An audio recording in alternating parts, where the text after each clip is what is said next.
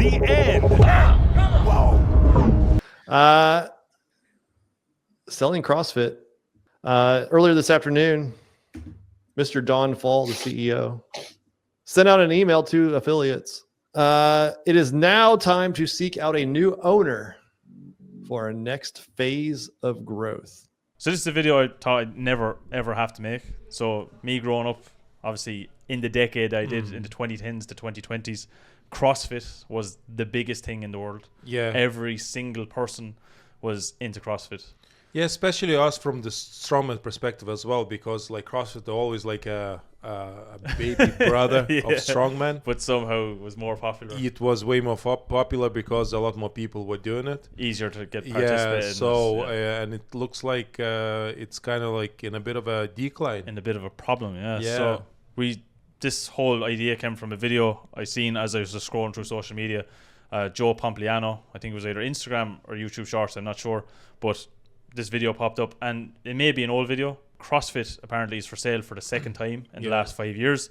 I didn't even realize it was sold the first time, but it was sold in 2020 from the original owner and founder, Glenn Glassman. So it was sold for $200 million back in 2020. Somehow I thought it would be more money. Yeah, I don't know why. I thought so too, because Like, to me, it's like I thought like 2 million is a lot of money, but that's like NBA stars' salary, 5-year salary, like, you know. Because when you see all the stadiums that it was in, it was sold out. The apparel, the sponsors with a lot of like as well, like a lot of media, mainstream media in America were talking ESPN, about it. It was shown on that. Yeah, so I thought like it would be way more than 200 million, but I guess we were wrong.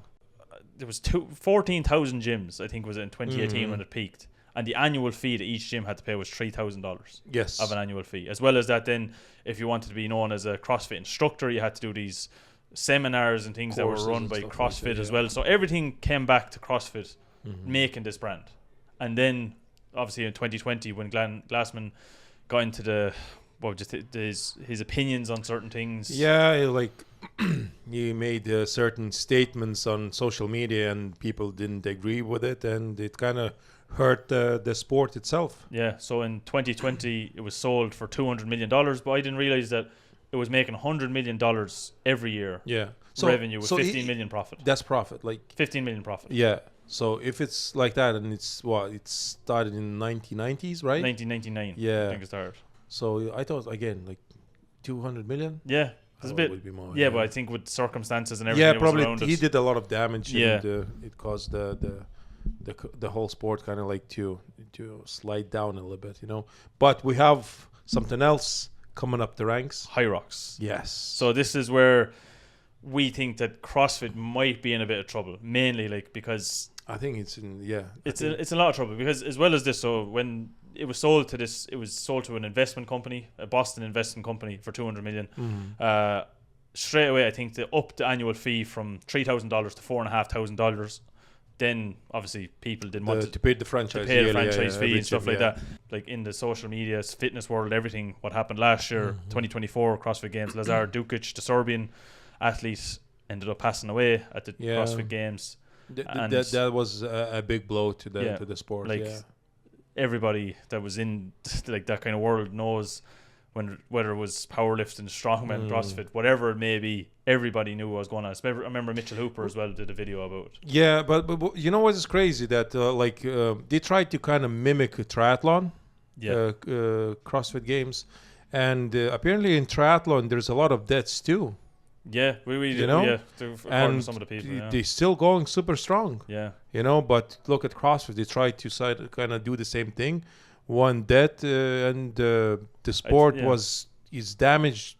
I think beyond repair. I think it was kind of how CrossFit handled it as well, because from whole situation, from what it sounds like, that the athletes tried to warn CrossFit themselves that like the heat that was in Texas at the time, it was a bit like it was unprecedented heat. They probably shouldn't have done the event, and then afterwards, and I think they done the run first, and then they went into the lake for a swim. You should do the swim first, like in triathlon, they do the swim, and then they do cycling and running. You know, so I don't know. So but these small things you see, like, well, it's not. It's kind of, you wouldn't think in compare. Like again, if you're going back to triathlon, if there's a lot of deaths there, and the sport is still going strong.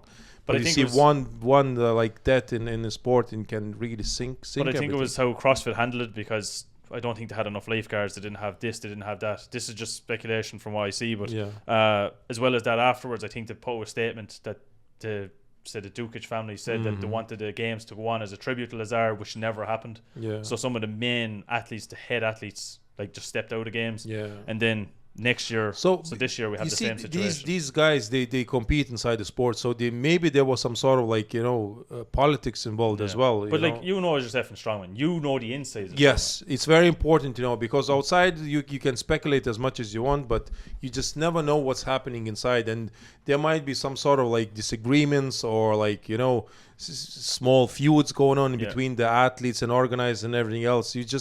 There's always drama in every single sport. You would think like maybe outside it looks everyone is friendly, high-fiving each other and stuff like that, but inside you just never know. But just never know. When for the 2025 CrossFit Games, then so the number of athletes that wanted to compete, so like that participate to get into the games, 350,000 usually is down 30% to 234,000. So over 100,000 have dropped straight away, and I think there's 1,400 gyms have been de-affiliated with CrossFit Games since the 2024 Games. So again, Hyrox is like it's exploding. So that's like for us especially. I don't know what it's like in like say Western side, so like America and North America, Canada, all that. But in Europe at the moment, Hyrox is everywhere. It's booming. Yeah. So for people who don't know, Hyrox was founded by two Germans. I think it was in 2017. The first race was ran in 2019. Basically, it's eight individual kind of exercises. Yeah. Spaced by 8 kilometers of running. They kind of like they never change. They like it's not like CrossFit. They trying to test you with different events. Skier, like in strongman, in Hyrox they don't do that at all. They just stick with these same movements, same things, and you try just to improve the time. Is it skier, sled push, sled pull? You have burpee broad jumps. You have ball to wall. Ball to wall. You have. There's 2 others as well, or 3 others as well. I can't remember off the top of my head. But then farmers, you have, kettlebell farmers, sandbag lunges. Yeah. There's so much. So there's 8 kilometers running in between as well.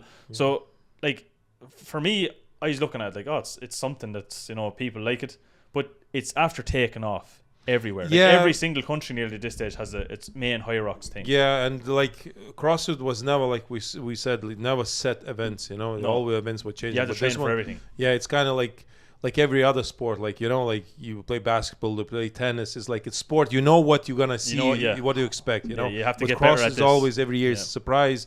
They're trying to do certain things, and it worked really well for a very big company as well, Rogue. Yeah, for Rogue. Yeah, so Rogue, they had Noble was involved as well, Goruk, or all these. Like there's some big brands in it.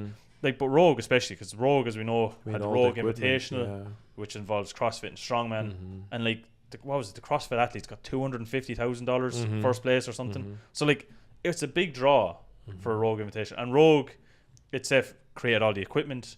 It like that's the main money making thing. The apparel for it. Yes, it's like it's like Rogue had so much invested in it. Like Reebok was in it, but now we see with Hyrox, Red Bull and Puma are involved with Hyrox. Yeah. Well, Puma, like again, they managed to kind of like what Reebok did with CrossFit. Like Reebok was kind of like fading away a little bit. Then CrossFit helped them to get the boost, and now Puma is doing the same with Hyrox.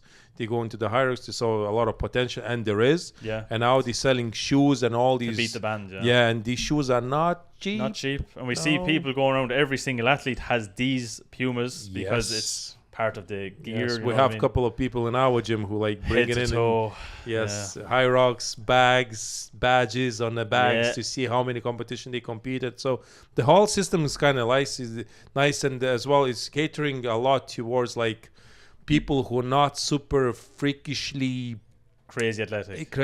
Like let's say in CrossFit, if you want to compete in CrossFit games, you have to be a super elite. I know there's qualifications for it, but like you have to be statically super strong. You have to be cardiovascularly super fit. You have to be your mental load, like to be the mentally there. Like especially like my biggest thing I remember seeing was the marathon on the rowing machine. Now for someone that did rowing for a while, like I know how hard it can be, but 26.2 miles.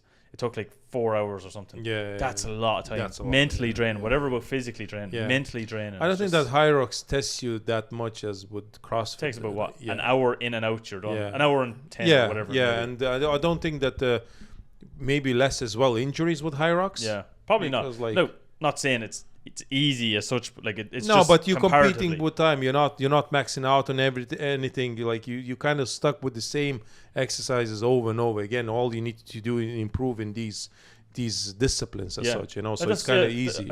It's not like CrossFit where you could have 100 different events. CrossFit is like swimming, tire flipping, climbing the rope, you name it. They did so many things, and Hyrox is it's in strongman as well. You can. There's a lot. You can be approached with a lot of events about different especially events. Strongest Man on Earth. Yeah. Brian can throw a lot of stuff at you, where it's new for the athlete, So, but with Hyrox, it's kind of everybody knows what they have to do, But it's getting a lot of traction. We don't know what's the story with the America. Is it all I know is growing there? All I know is that in Europe at the moment, it's massive. It's obviously a European kind of started. In Ireland, it's very big. London, Malaga, I think, was a recent one in Spain. But now in Australia, it's getting big. But I think that's mainly because of Irish influx into Australia. Yeah. You know what I mean? Because there's so many Irish people emigrating there. But I'm starting to see that every single community. So whether to have some sort of club or to have some sort of sports team to do a Hyrox simulator. Yes. That's why I started to see a lot. So it was never the case with CrossFit. And now with social media, now compared to what CrossFit when it started, Hyrox is way more accessible. Way more accessible. And it's like you're saying, all the city apparel. And my biggest thing was that Red Bull getting involved. That's massive. There you go. That's massive. That's huge. And I think they saw way more potential than with CrossFit. Yeah. Because they went to these probably events and there's thousands and thousands of people competing every second or even every single weekend in different locations in Europe, it's growing so much and so rapidly that I think all these bigger companies will start to approaching them. To me, Red Bull is as big as it gets pretty much. But we even said it as well. The reason we think it's kind of more attainable as well compared to CrossFit is that, like you're saying, there's 8 events. Yeah. There's 8 events. You only have to have 8 types of equipment. Yeah. That's all. You don't have to have... And that's rower, skier, kettlebells, sled, kettlebells, sandbags, ball, and that's it. And kettlebell. Yeah, that's it. That's pretty much it. Rogue, and then you're in. Rogue can't get into that at all, pretty much. So I'm more worried about Rogue because myself, I think Rogue is did a lot of good things for the strongman sport. Easily. What it did with the Arnold, It made the Arnold strongman class. I wonder, can Rogue buy CrossFit? That's the thing as well. So we see there's some Swiss company, B Sports. It's a investment. It's probably IMG, who owns World's Strongest Man, right? Yeah. So it's it has it's an investment company. It has 4 or 5 other brands. Doesn't really look as big as you think as the company should own CrossFit. But it's a very... Now, again, this is probably old news, but for us it's new. And it's kind of a scary time for CrossFit because CrossFit, as we knew it, is it made some major celebrities Matt Fraser. Yeah. Was 5 times strong, 5 times fittest man. You have Tia Claire Toomey. She was probably they have 6 massive times. following on Instagram, and they managed to make loads of money through the sport, which is Nike sponsorships. Nice. Yeah. That's true. Yeah. So I don't know where it's going, but I think it's I like CrossFit, but I'm not really worried about CrossFit. I'm more worried about Rogue, if you ask me. Because it's the main kind of... And Noble now as well. So Noble was a sponsor. Yeah. Goruk was the same, but now Noble, Goruk, all these are in with the Rogue Invitational. And Rogue Invitational, Rogue SF is a lot with Arnold Strongman Classic. Yeah. And it's kind of working its way to Strongest Man on Earth as well. There's kind of Rogue attached there as well. So Rogue is very invested in strongman sport. It's a great company. It's an American company. They make very good equipment, good quality equipment and stuff like that. And then so it's I hope that they're gonna be able to figure out. I hope so too. Yeah. And they're gonna survive that kind of a bit of a downfall of CrossFit. So this is probably not the best video you probably wanted to see. It's a bit depressing. It's a bit depressing. It's terrible. But look, it's a very strange. It's a very strange for it to see such a massive kind of entity or sport that to me, like I was saying, I never thought you'd ever see the end of CrossFit. Yeah, it's such a rapid decline. Yeah, like in the last 5 years. Such a short space of time. But like we were saying with Rogue Invitational, they were still paying big money. So we always thought CrossFit was still a big thing, but apparently not. Let us know in the comment section down below what you think. Do you think CrossFit will, like, it's just a little bump in the road? It'll get over. Do you think it is the end of CrossFit? Do you think there's light at the end of the tunnel for CrossFit? Or for anyone that knows Hyrox, is Hyrox going to take it over? So look, let us know in the comment section down below what you think. Like always, if you made it far in the video, make sure to press the like button. If you're new to the channel, make sure to subscribe. And if you are subscribed, please press the bell icon. It'll keep you up to date with everything that's Lalas Brothers. And we'll see you in a future video. See you later, guys.